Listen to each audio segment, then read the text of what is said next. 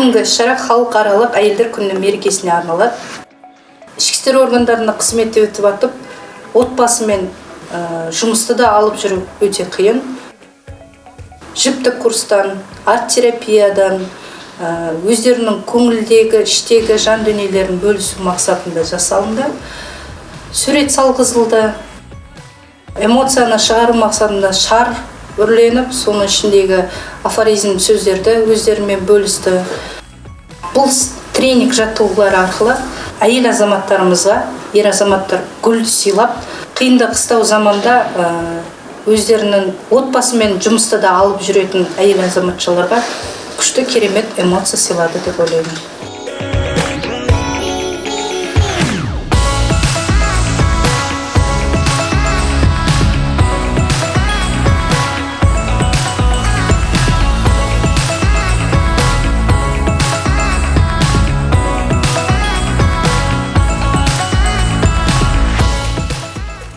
Енді ең соңғы кезегі өте маңызды, өте тосынды сыйымыз бар.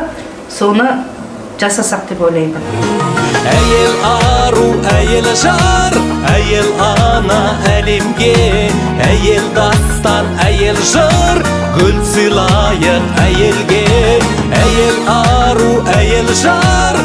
Құрметті біздің полиция қызметінің арулары, сіздерді келе жатқан 8 наурыз халықаралық әйелдер күнімен құттықтаймын. Сіздерге зор денсаулық, ұзақ өмір, жұмыста толағай табыс тілеймін.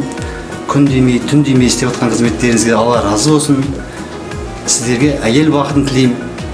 Аман болыңыздар. Үштіп құлпырып, жалпырып жүрегіңіздер. Әйел ару, әйел жар, әйел ана әлемге, әйел дастан, әйел жыр, гүл сыйлайық әйелге.